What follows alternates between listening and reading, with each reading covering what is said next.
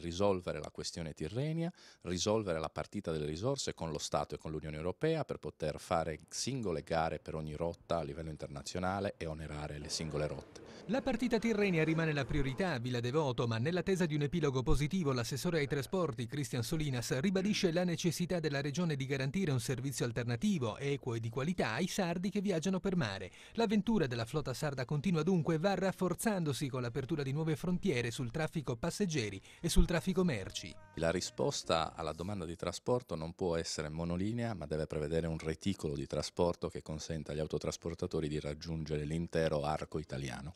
Questo significa puntare verso il nord, il centro e il sud.